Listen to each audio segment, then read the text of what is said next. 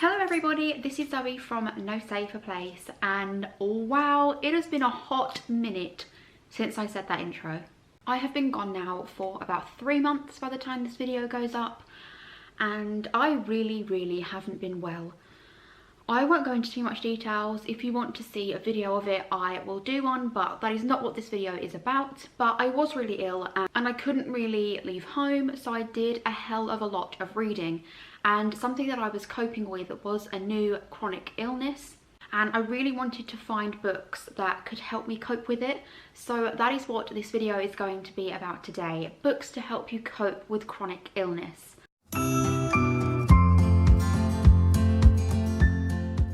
Now, some of them will be a little bit specific, but I'm sure there are thousands of books out there about most chronic illnesses, because mine 5 years ago was really quite unknown. And now I went into A&E last week because, as I say, I was really ill, and they knew what POTS was. This time 5 years ago, I would walk into A&E and they would say, "We have no idea what that is. Could you let us know what that is? We need to have information." Even the doctors would say this, so it's really reassuring to know that in 5 years we've come this far. But as I say, 5 years ago there were books about POTS, even though it was really unknown. So hopefully there's 1 or 2 books out there about any chronic illnesses that you may have. Anyway, let's get on with the video. The first book that I'm going to talk about is Chronic Fatigue Syndrome, CFS/ME. Now, this is the 2nd edition and it's by Frankie Campling and Michael Sharp. This book was actually recommended to me by my therapist to help me with my CBT when I was doing that, which, let me just say, I didn't like CBT at all, but this book was amazing. It's an information book more than anything, as you can probably tell by the cover of it. It is full of facts and lots of self-help advice. I feel like if you're ready to manage stuff at home, this is the kind of book for you. It lets you know more information about what chronic fatigue is, how to cope, how to manage relationships, how to deal with pain, because pain management is so freaking difficult with any chronic illness. But if knowing facts and figures is how you like to deal with things, I mean, I like to know as much information about things as I can when I get diagnosed with something. I like to be overwhelmed with information so that I feel like I know everything and I can do all that I can, suffer as less as I can. But yeah, if that's the kind of book that you like, this is the book for you. And this was £5 on Amazon, I think. I think I picked this one up secondhand on Amazon, and it makes it so much cheaper. So I would highly recommend this one. Now, I've got 5 books to talk about. All of them are very different in their approach, because I feel like everyone deals with things differently. So I wanted to appeal to as many people as I could so that everyone could find something for them. The next one is one that I had to include. This is one that I was talking about earlier, where hopefully there will be some on any condition that you have, but this one is specific to me. It is POTS, Together We Stand. I bought this book when I was first diagnosed, so I think this was like 5 or 6 years ago. It was quite a while ago. And if you have POTS, let me tell you, this book will become your Bible. If you're a new patient or a patient that's been diagnosed for a while, or think that you have POTS, because I know some of us wait a very long time for a diagnosis, this book is just amazing. As I say, I did buy this quite a few years ago, so some of it may be outdated now, which is probably best to check online for some new stuff, but just for the basics and getting to know POTS and why it affects you, how it affects you, ways to change your lifestyle, what to eat, ways to exercise. There's jokes in there as well. This book was perfect for me. As I say, I read this religiously when I was first diagnosed, and now that I'm several years into diagnosis, I don't really dip into it as much as I used to, but it's nice to know that it's always there as kind of my support system if I need it. Hopefully they have this kind of book for other chronic illnesses. This one was very expensive, I must say. It was £15 from Amazon. But I mean, I have used this so much over the years, so it was worth every penny. Okay, the next one is possibly my favourite one. It is Dear Chronic Illness, compiled by Pippa Stacey. I found this book through Twitter. I was on Twitter one day. I follow a lot of chronic illness bloggers and YouTubers, and I saw this posted and I bought it instantly. It is a compilation of letters from chronic illness sufferers. I want to say sufferers in inverted commas, because quite a lot of us don't like being called sufferers. I don't mind it, but I know it's not for everyone.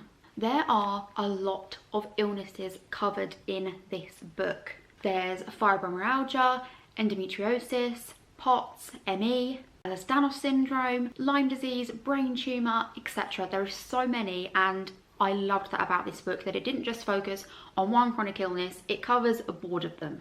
I just wanted to read a small quote from this one. This is on page 44. "The crazy thing is, I never knew something like you even existed, because no one seems to talk about the possibility of this. Yes, people got cancer and had heart attacks. I knew that awful stuff happened, life and death type stuff. But not you. Not the in-between life and death stuff. Young people like me getting this sick and staying there for potentially the rest of their lives, in a boring, torturous limbo, which then makes it really hard for anyone to understand the phrase, 'I'm 25 and haven't washed my hair in 2 weeks because I have an unpronounceable chronic illness.' They can't quite believe it unless it's actually happened to them. For a long time, an awfully long time, I kept hoping, and if I'm honest, still occasionally do, that one day I would wake up and you would be gone, realising the suffering you had caused myself and my family. You would have realised your selfish ways and left.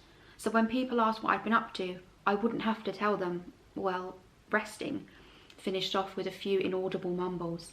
"There would be no more morning paralysis, no more aggressive vertigo which made me feel like a much less cheery Lionel Richie.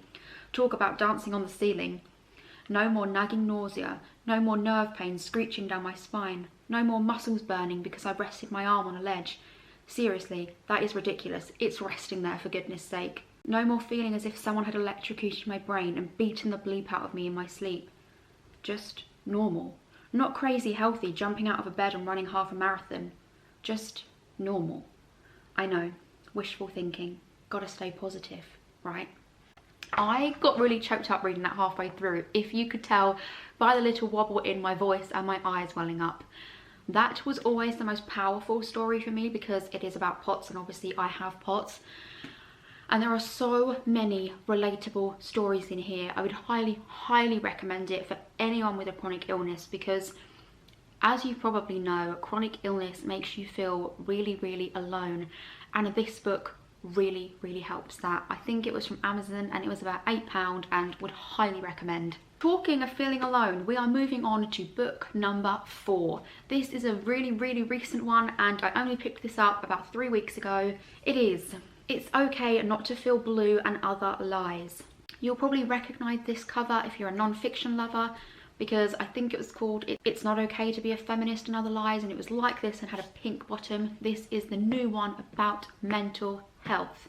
If you've been living with chronic illness for a while, it usually comes hand in hand with some lovely mental health issues. Aren't we just so lucky? I think it is really important to remember that, because when you're suffering with something that takes over your life as much as something like POTS or ME or Ehlers-Danlos syndrome does, you kind of forget that you have a mental health as well, because your physical health is affected so much. So that's why I really, really want to recommend this book. This book is full, again, a compilation of so many influential people in our world today, and they write about their experiences with mental health. And it's sometimes presented as a story, a poem, a letter, a song. There's so many ways that they are written, which again, I think it's then much more easier to relate to and feel inspired and motivated and feel like someone gets you. I will just say there are quite a few detailed accounts in this book, so it may be quite triggering. There is quite a few pages at the beginning with trigger warnings, and just a little reminder that if you want to read this book, it can get quite heavy, and I would definitely agree with that. But if you're a fan of certain people, it's easy to dip in and out of and just choose the stories that you want to read. I mean, this is all the people that are in it, just a few: Ben Platt, Davina McCall, Amelia Clark, Emma Thompson, Hannah Witten, Lena Dunham, Matt Haig, Miranda Hart, Reggie Yates, Sam Smith, Scarlett Moffat. There are just so many in here, and there will definitely be at least one that you relate to whilst reading this. I think I paid £10 for this on Amazon, but I know in Sainsbury's at the moment it is only £5.99, so go and get yourself a bargain and pick this up, because it is a hefty old book and amazing. Right, we're on to the last one now. This is the one that I read most recently. I read this 2 days ago, and this is the book that inspired this video. I read it and I thought, do you know what? This has helped me so much and I want this to help other people. This is a big old boy.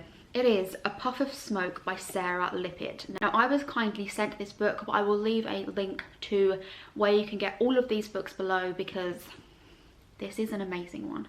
What's special about this one is it's a graphic novel. Now, I have actually never read a graphic novel before, so this was new territory for me, but as soon as I was sent the press release about it and to see if I was interested in it, I was completely hooked. It is a graphic novel about what it's like growing up with an undiagnosable illness that no one really knows anything about. Doctors, nurses, consultants, just they're able to recognize the symptoms, but no one knows what it is you're living with.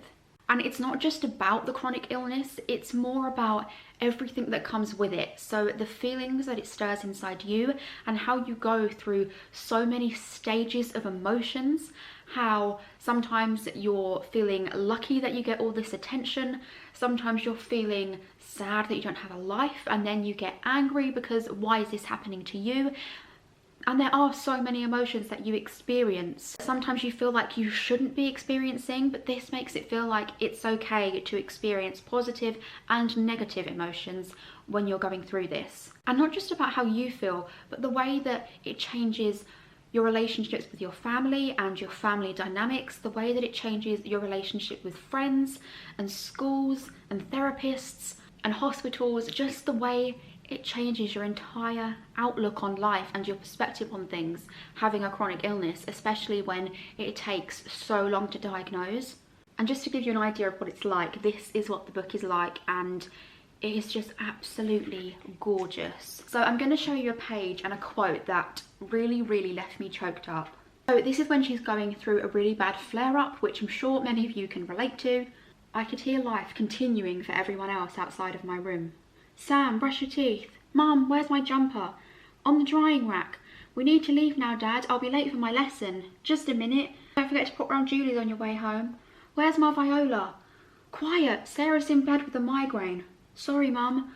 Hurry up. I can't find my keys. You're making me so late. Shh. Sorry. While they were living, I was merely existing. And I think that's just the stark reality of living with chronic illness, how everyone, even your family's lives, go on around you and yours just comes to a complete halt and just feels like you don't live anymore, you're just existing.